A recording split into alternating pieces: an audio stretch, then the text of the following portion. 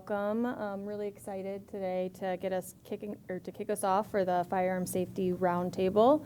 My name is Laura Prater, and I'm a research assistant professor from the Department of Psychiatry and Behavioral Sciences at the University of Washington.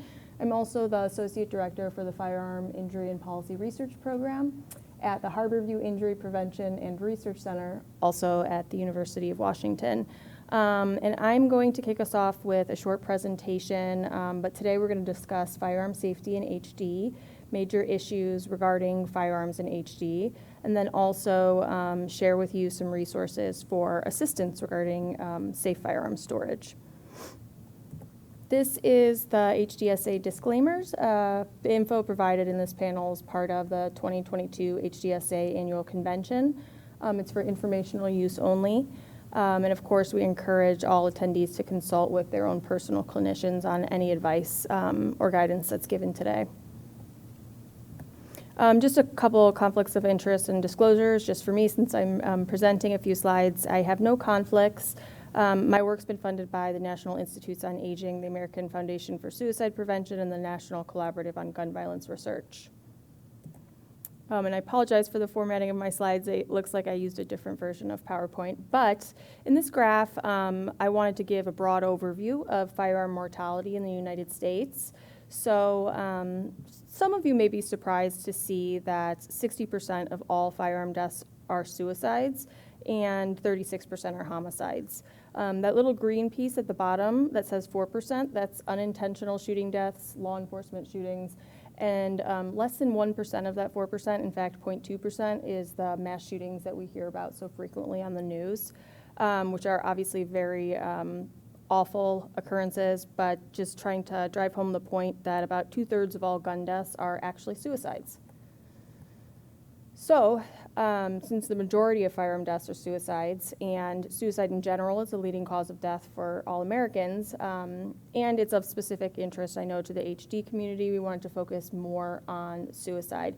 And when we talk about that, it's really important to understand how people are dying by suicide, because that can really help us prevent it. In terms of mechanism, we see that 51% of all suicides use a firearm, so that's over half.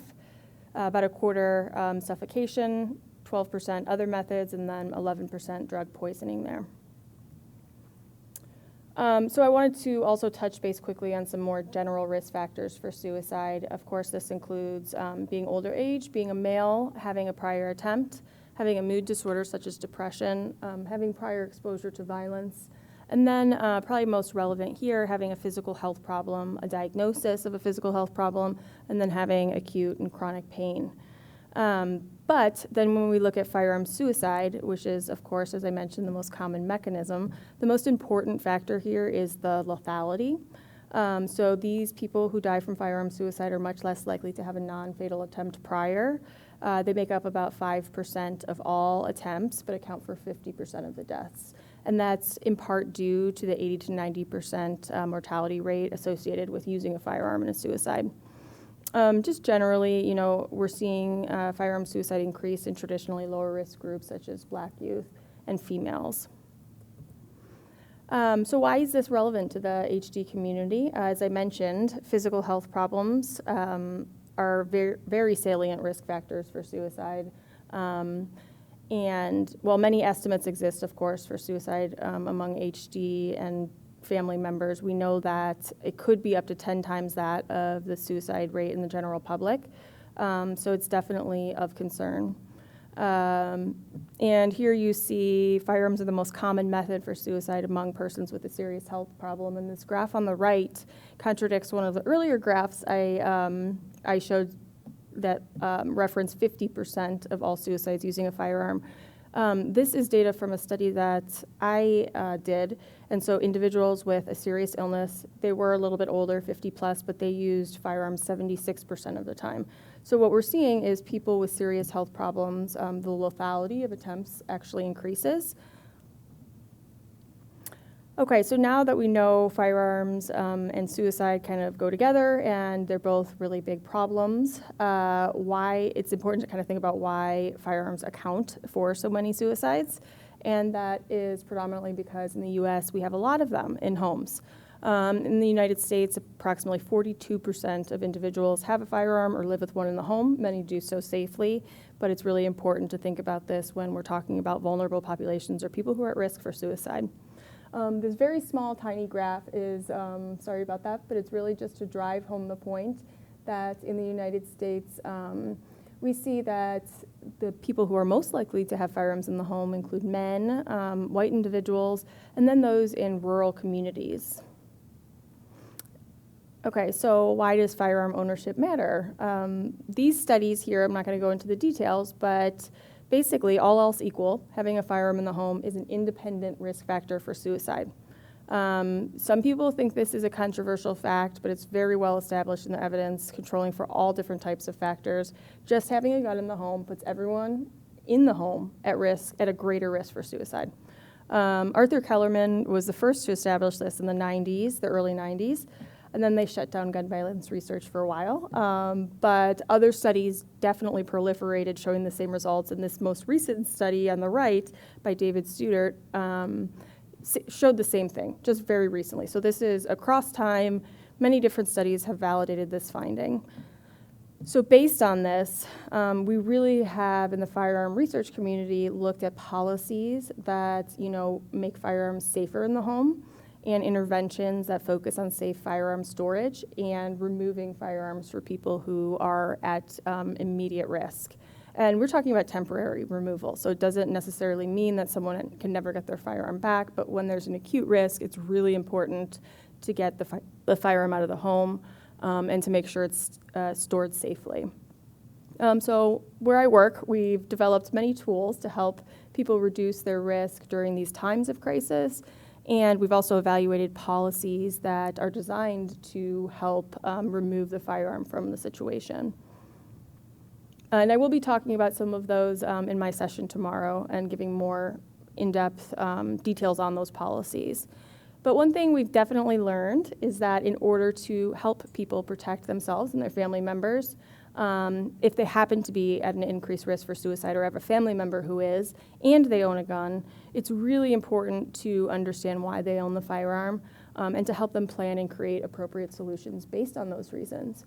So a lot of people in the United States identify with their firearm. It is a cultural, and their values are based on the firearm. It's a means for social interaction. So it's not something that we necessarily want to just say, you need to be done with this. We really need to consider substitutions. In the United States, the average age among gun owners, the average age for initial firearm ownership is 22. So people are getting them very young, and they're living with them, in many cases, many firearms over the course of their life. And we know that people who own handguns, it's primarily for protection. And then people who own long guns, it's primarily for sport shooting.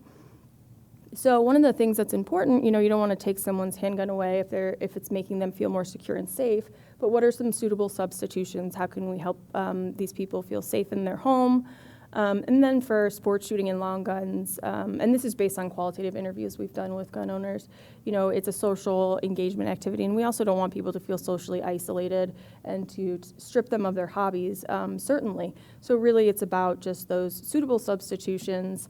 And ideally, when we're talking about these substitutions and planning, it's best if it can happen as early as possible before there's any sort of crisis.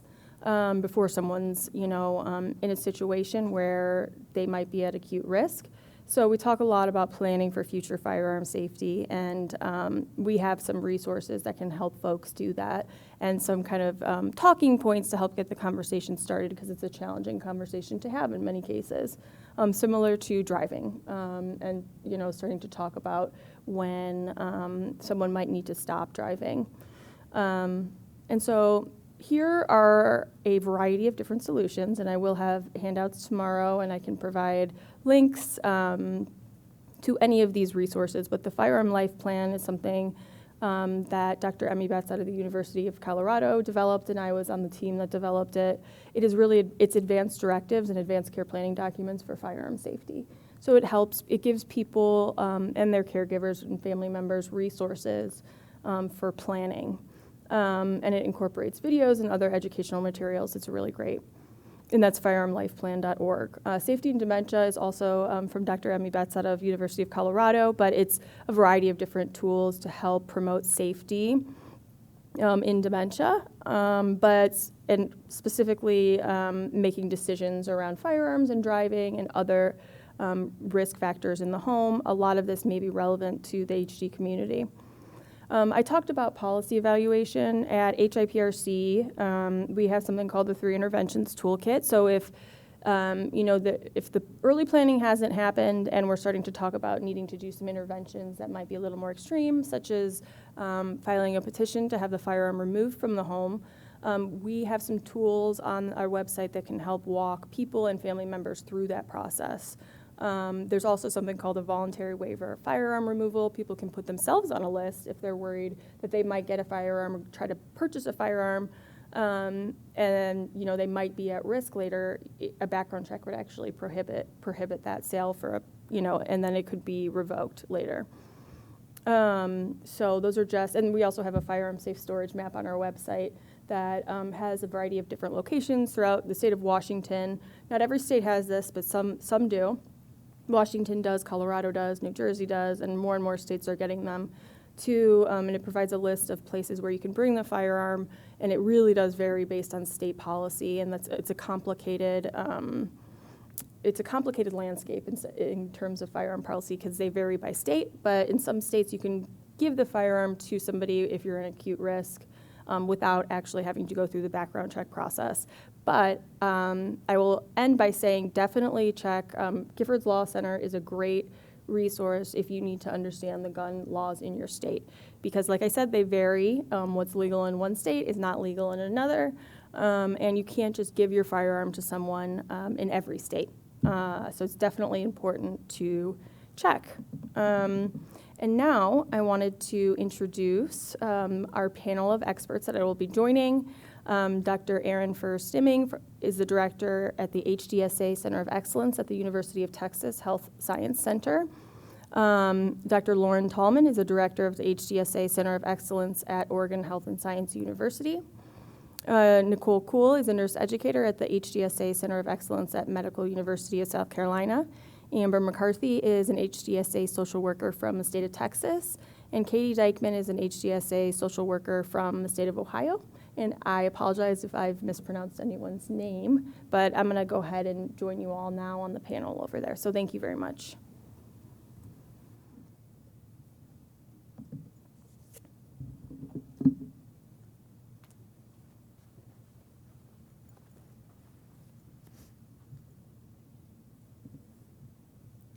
All right. Thank you, Laura, for that presentation. Welcome to all our viewers at home. Please go ahead and enter your chat in the Q&A.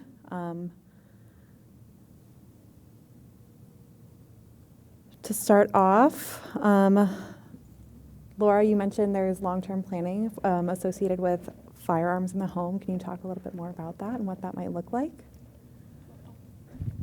Long-term planning? Yeah, so I had mentioned the Firearm Life Plan that is available at firearmlifeplan.org. And it is a resource with kind of advanced care planning documents. None of these are legally binding, but they help both the person with the firearm and their family members really plan for the future. And we'd recommend just, if there's any major change in functional status or if there's a change in someone's diagnosed with HD or with another health condition, revisiting that plan. And if not, revisiting it annually to make sure that everything's on the timeline that was initially suggested. So that's really what I would recommend personally, using those documents, or just the earlier the better in terms of communication with your family. One of the things we heard is a lot of people don't even know, a lot of caregivers may not even know how many firearms are in the home or where they're at. So starting that conversation early is very important. Awesome. Okay, I'm sorry, it looks like we're having some technical difficulties. I lost my mouse. Can you speak more about what's on those documents? Like what ideas there might be for how people plan? Yeah, so we have some talking points in those documents, and then kind of sections where people can lay out all of the firearms they have, where they are in the home, how they're stored, and then really kind of go through a value mapping exercise to make it, so that you can talk about what each firearm means to you. A lot of these were family heirlooms in some cases, so they have sentimental meaning as well. If you're planning to pass them along to, grandkids, when they are old enough to receive them, it would indicate that in the plan and make sure that they also wanted them. So it's really just a logistical plan with sections in each area to kind of go through those pieces and consider the person's personal values as well. There's also a video on the website that kind of walks through why it's important to do this in terms of being responsible firearm owner, which I know is something that a lot of firearm owners want to be. So, thank you for asking. Yeah. I just really like that you made the point of trying to plan this early. I think that for a lot of HD patients and HD families, this idea of having lack of control can be really challenging, lack of control over their physical well-being, their cognitive well-being, their emotional well-being. And so allowing that to be sort of a group discussion from day one, I think empowers that person to be involved in the decision-making and the planning as they move forward. So I think that's a really important point. We all want to have all these advanced, planning, conversations, and sometimes that just does not happen. There's more pressing issues of, dealing with the diagnosis, applying for Social Security, and sometimes this gets pushed aside. So I think later on it can be more of a difficult conversation, but it still can be a very doable conversation. With difficult conversations, it's always going to be hard. It's always going to be anxiety producing. So I think, if you're a caregiver and your loved one, has firearms in the home, having that conversation ahead of time with yourself and maybe some, other family members or friends, and, talking about what are the goals of this conversation? What do we want to accomplish? Is it fully removing the firearm? Is it something where, we can do some harm reduction, where we can be locking up this, maintaining maybe the keys to this safe? What are some ways that, where do we want to go with this? So really thinking ahead about what are the goals of the conversation, what do you want to say, and then also keeping in mind hearing. So what you want to say. Keep in mind that you also need to be open to hearing what your loved one who has the firearm has to say.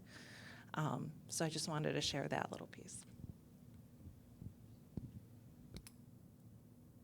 I completely agree with what's been said. I think, ideally we want to be proactive as opposed to reactive when we're working with our patients and families. And but sometimes it's not as easy as we'd like. And as you mentioned, there are other issues that sort of take priority.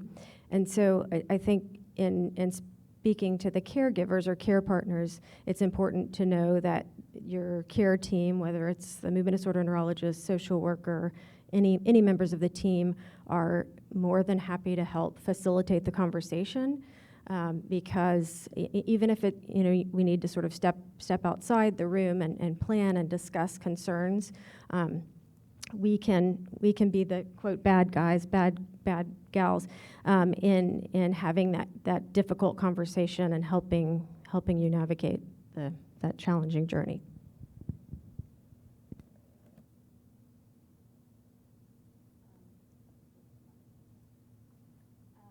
So I was having the same thought, not surprising. But I really do think that sometimes it does fall on the professionals to start that conversation, because it is very difficult.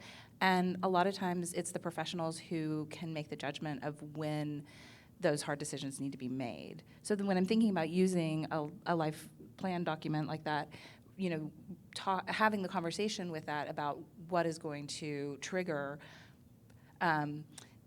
actually making some changes. And so can y'all, as the neurologists, speak to what are you looking for? Like when are we starting to be concerned about firearms, driving, other changes that are focused on making some, shifts in the name of safety? I mean, I think the interesting part about HD and particularly this topic is that any stage of the disease, I might have concerns about gun ownership, even in a patient who hasn't been diagnosed with manifest HD, even if they're in what we call that prodromal phase, where they already have maybe some subtle mood or cognitive difficulties.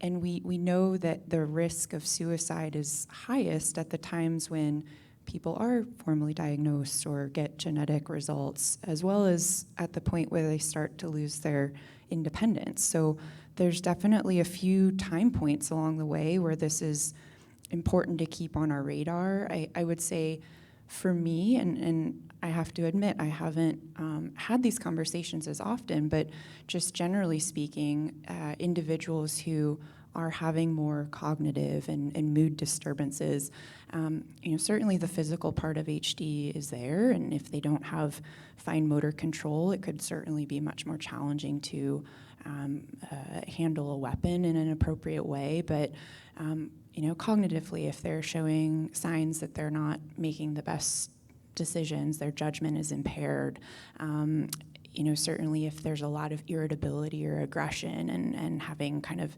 outbursts where they may not have full awareness of their behavior or their actions, those are certainly times that I would want to keep this discussion in the forefront.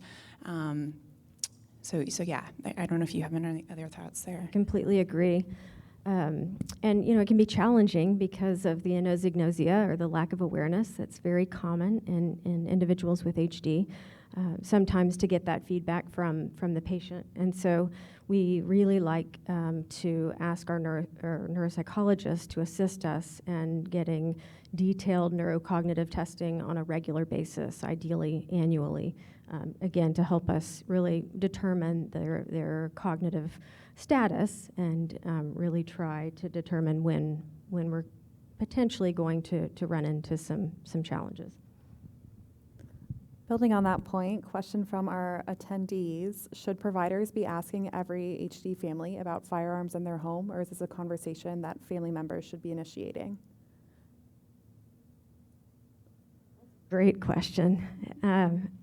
I think it should be providers, actually, and we have not routinely done that, and we're in Texas, which is shocking that we haven't. But just in visiting this topic today, I think it's something that we are going to implement moving forward in our practice, kind of in the initial or maybe second meeting, to just have those conversations. It's important for the families to have those conversations as well, but I think it's something that we need to implement as part of our protocol. Yeah, I similarly have not made this routine practice, but I think being on this panel brings my awareness much more to a higher level. What I would say is that, in some ways, it almost is important for us to take the stigma away from talking about this, just like taking the stigma away from talking about suicide in HD, just because it's so incredibly important for us to talk about it with people so they know that it's a safe space. So I've certainly kept this on my radar. If a person does express suicidal ideation, this is definitely something that I ask about, but I think we shouldn't need it to reach that threshold for us to talk about it in the clinical setting. Hello. Oh, yes. And I just wanted to add too, I think there's a long history of just misinformation about whether or not providers are allowed to counsel or ask about firearms. And it's definitely allowable. And as I think the clinicians on this panel have said, definitely in their lane to do so. And I think it's a good partnership between patients, providers, and then family members who can maybe address some of the detailed logistics at home.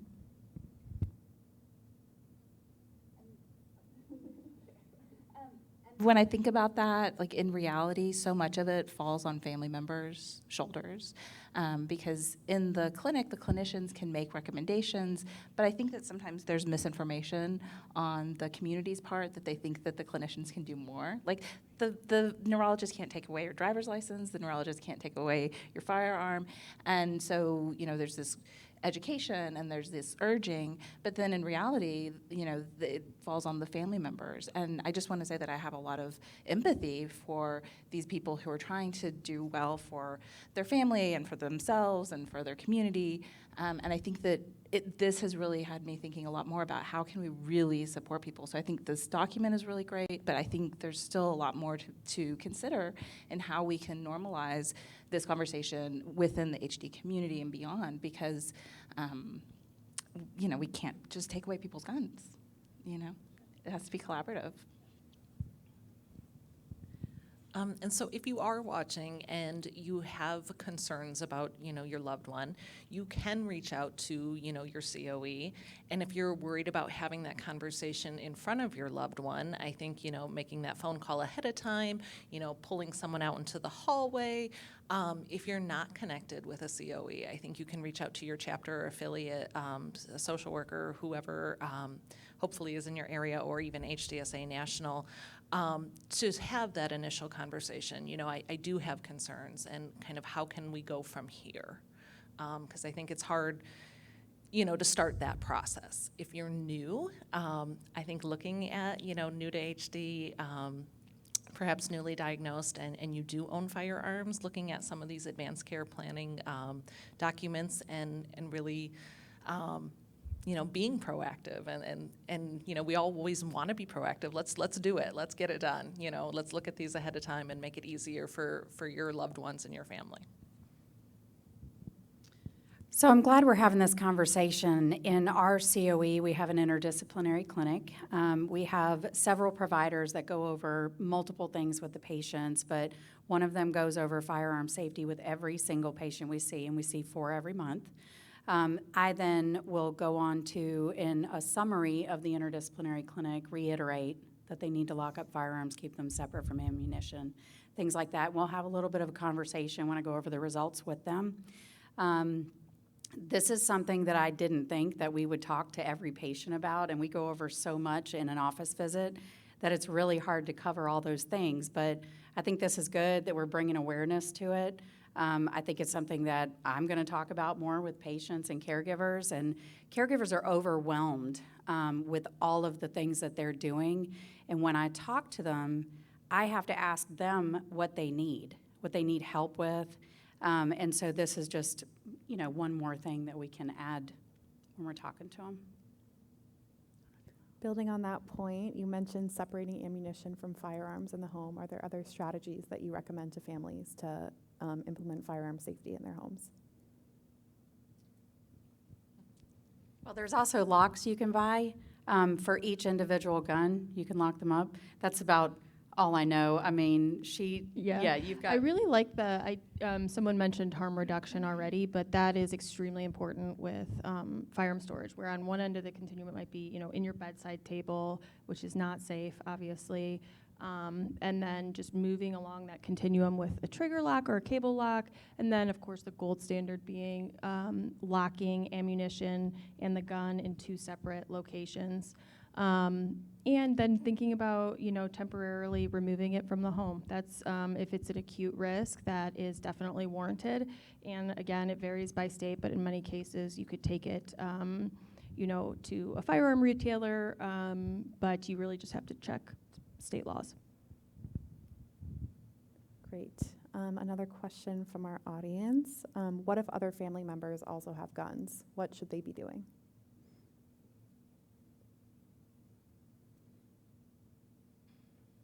Yeah, I think making this kind of a family conversation is important, because as we see, it's just having the firearm in the home. It's not necessarily being the one who owns it. That's the important factor.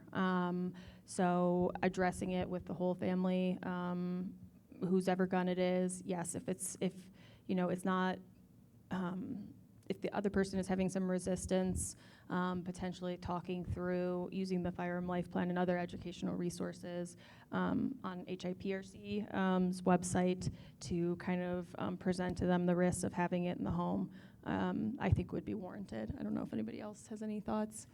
Well, a question I had for the team is if our person with HD doesn't know that they have an issue, what does their family member do?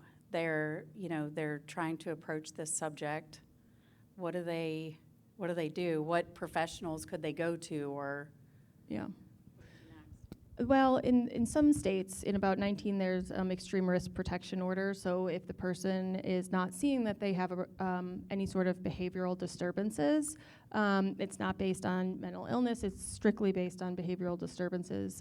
In some states, civilians can file these petitions with the court to have the firearm removed. It's an extreme intervention, and the reason why we recommend planning is because it's often traumatic for family members to go through that process. And it's only available in about 19 states, and not all of them civilians can file. So that's one intervention. I don't know if anybody else has other thoughts. So, like we do with driving, we can send them, like we have a driving school, they can pay $500. Unfortunately, if they don't want to listen to their family members, they can pay $500, have a full driving evaluation from an occupational therapist to tell them whether they should be driving or not due to reaction times and things like that. So is there a place where you can go to have your loved one, tested for whether they should be handling a firearm or not? Yes, gun ranges should be able to help people with that, and I would recommend calling local firing ranges to see if anybody can do a firearm evaluation with you to see if your skills are, such that you can continue to use it safely.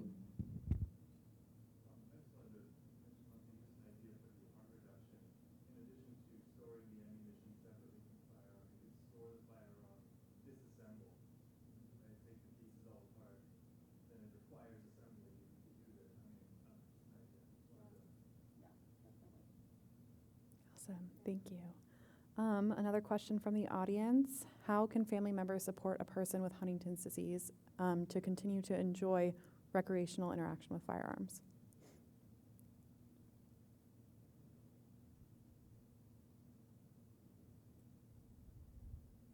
So I'm thinking of a patient of mine who enjoyed hunting with his family, and we sort of did it in a stepwise fashion of withdrawing his independent handling of the gun so that he, certainly we talked about we shouldn't be alone handling a gun. If you're ever going to be using one, being with the support of your sons or your friends when you're out hunting. And then gradually that we walked back to saying your sons are going to keep the guns in their home so that they're not accessible to you anymore.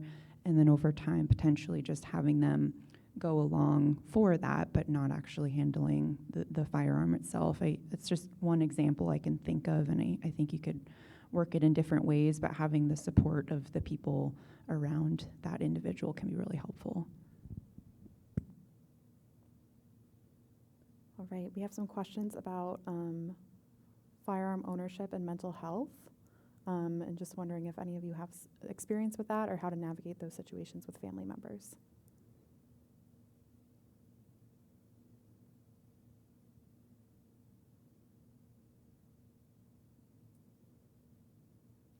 Another great question for which I don't have a perfect answer. It's tricky. I mean, I think we've implementing several of the strategies that we've mentioned already. Really is ideal, but having those open, challenging conversations and trying to come up with creative strategies to allow the individual with a firearm to still potentially use it, but within a safe space, safe environment, and then securing the firearm when they're not using it.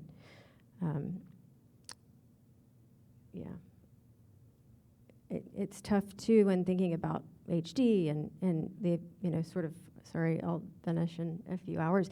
But thinking about the irritability and impulsivity and some of the challenging psychiatric symptoms that are very unpredictable, which again, I think highlights the need to have, doesn't necessarily mean you have to completely eliminate the use of firearms if you are, say, hunting, but to really ensure that the firearms are kept in a safe space, whether they're disassembled or, in a lock box when you're not using them in a responsible manner with your family and friends. And if you're a family member who says, well, I had this come up before where, the family member did not have any experience with guns. So she was very unsure of what to even do with this gun and, what kind of case do I get? How does this work? And so really relying on some of those resources, the Safety and Dementia has a great, are you the owner of the gun or not? Can it be locked up? And it has some great suggestions, so you don't necessarily have to get creative on your own. You can really utilize these resources to see what might be feasible for you and in your situation. So when I hear the question mental health and firearms, I immediately think about suicidality and safety.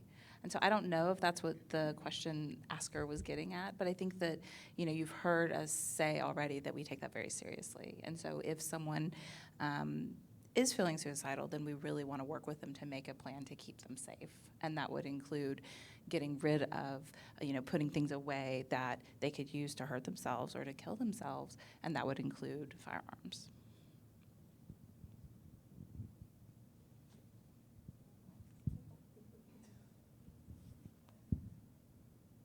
All right. Our Q&A is still open. If anybody would like to add to the conversation. So Dr. Prater, I have a question of why do you say firearms and we say guns? What's the difference? Because I feel like such a novice here, and clearly there's a reason. I think it's okay to say guns. There are certain things we don't say in the kind of firearm research realm, and then also in suicide, like we try not to use any positive terms associated with suicide, for example, like completed or successful when describing it. And then gun violence is also a very loaded term that has equity implications, so we try to use the word firearm, firearm violence, firearm safety, and even firearm safety, I think, means something different to gun owners sometimes than it does to someone who's taking a more public health safety approach. Firearm safety could mean to someone having it in their nightstand. So when you say firearm safety to someone, it's important to clarify what that definition is for that particular person. But firearm, just in the field, most people use the word now. I think it's evolved in that way because gun violence is loaded in terms of equity implications, and so. Thank you for asking, though. Well, and even the word loaded, or I said trigger. You're right. Like It's there's so it's much everywhere. language. I know, and we, I used the word trigger a lot, and I don't anymore. But all of these are rooted in gun culture, which is so strong in this country. Which is why what you said. I mean, we're not taking away people's guns here. We're working with them to keep vulnerable people safe. And that is the bottom line. We have no interest in removing guns for the sake of removing guns. So, Another question from the audience. How can we help educate non-HD experts about this issue? For example, primary care physicians, non-HD mental health professionals or volunteers, or even friends and not necessarily family members. So I think the HD experts are starting to become educated themselves, right? And so thank you, Deb Becky, for bringing this to us. But I think that it is just a conversation, and HDSA has done a great job of educating the police and other communities, and I think that it's just like anything that it's a community effort. But I'd love to hear what other people think. I think we, tend to have sort of knee-jerk reactions, or we have our own mindset about guns, or whatever it might be. And I think sometimes we're not always willing to listen to the other side. So I think, having that mentality of having a conversation where we are open to hearing other opinions and ideas can be really helpful. And with, the notion that we are not looking to take away people's guns, and that being like a bottom line and a bottom understanding, so the conversation can actually go to how is this, situation or whatnot going to go from here. So I was listening to a caregiver in the last session. She mentioned that she and her husband, when he was first diagnosed, they just took on each day as it comes. And I think it's important to have those conversations early, yes, but we don't want to bombard somebody when they're first diagnosed with all of these things, because it's scary to have HD and then it's scary to figure out all the steps along the way. But I think it's good to have these conversations and kind of let them lead it a little bit with you, and have those conversations with family, with the family as a whole or individual members. But I think it's just take it slow, but you need to start talking about it early on, I think. I love the use of schedules and calendars. So I think if this is something that you can maybe put on the calendar, that this is a family discussion, that this is going to happen, yearly, every 6 months, whatever it might work for your family, your situation. That way then it doesn't get pushed aside, because I think we have great intentions and we want to plan ahead, but then we're like, oh, but I got to take Johnny to soccer and I got to do, grocery shopping or whatever, and we just don't do it. And so when we see it sometimes on a calendar, I think we tend to kind of hold true to that, and we say, okay, yes, we are going to have this discussion and we are going to, talk about things. Have you heard there's a movement to have advanced directive conversations at Thanksgiving? Oh, Thanksgiving. Yes, so you can mark your calendars to have that joyful conversation at Thanksgiving, and then maybe, 4th of July, you talk about the firearms. We can designate each holiday.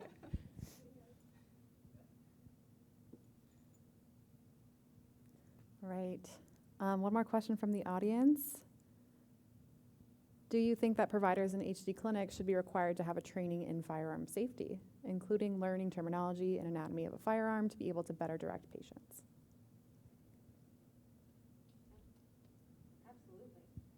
I think that, yes. I think that would be fantastic, and something that just to have that available not only to HD clinics and the team members, but also to primary care docs and other professionals. Clearly. Ditto. Yeah, just to add to that, I think we hear a lot, we've heard from providers saying, they don't know the first thing on how to counsel someone, between different types of guns and how to store them safely. We're working on developing some resources to provide, and we can't expect clinicians to spend 30 minutes talking through this issue. It's just the reality of it, I'm sure, as you guys know. So we're hopeful to provide resources and trainings for clinicians to help at least facilitate a short conversation.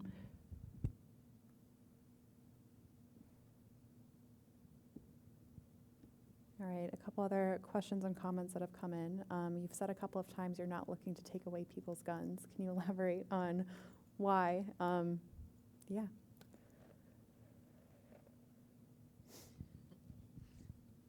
So, I think if someone can have a gun, that's sort of their right, and if they're able to be responsible and, are able to go through maybe the firearms range evaluation that Dr. Prater mentioned, then they have that right? If you can safely own a gun, okay. So it just becomes a question of when you can't, what can we do, to keep everybody safe?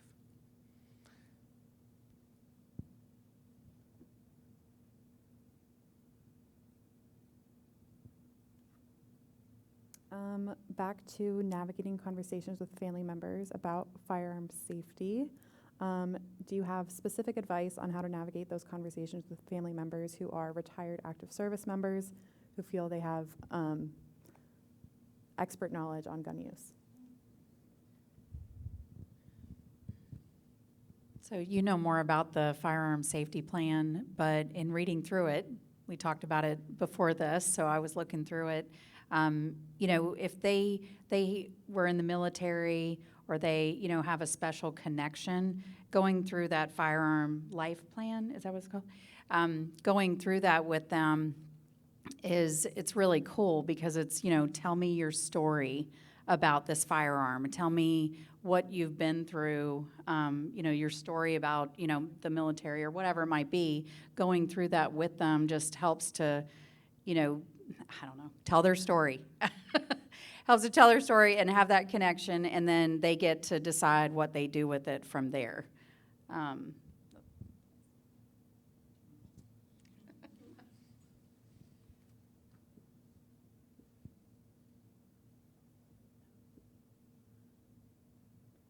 All right, our Q&A is still open, but it does look like things are slowing down a bit. I don't know if our panelists have any other thoughts they want to contribute to the conversation.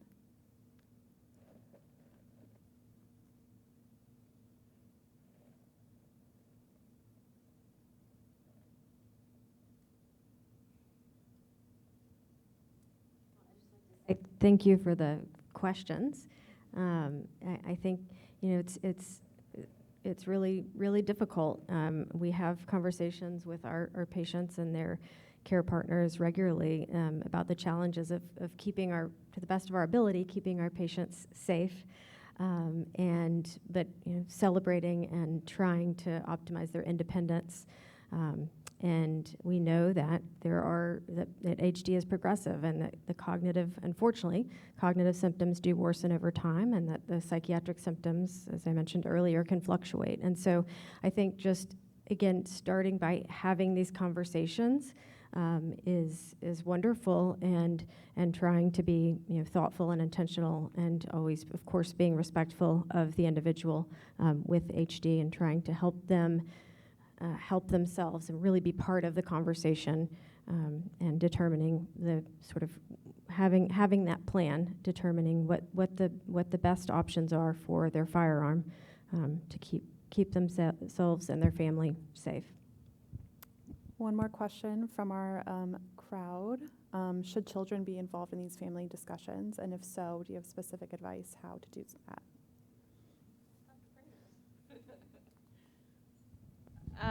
Well, I'm assuming by children under 18. I mean, so if there's a plan to, like I said, transfer the firearm to them in the future, I think you can certainly involve them in the conversation, but depending on your state laws, they're not going to be able to handle a firearm. And in fact, there's laws that can penalize you if you have a firearm unsafely stored in the home and you have children there in some states. So I guess, yes, they're welcome to be involved in the conversation as long as it's clear that no firearms are being given to anyone under the age of 18, 21, depending on the gun in the state. And yeah, I guess that's all.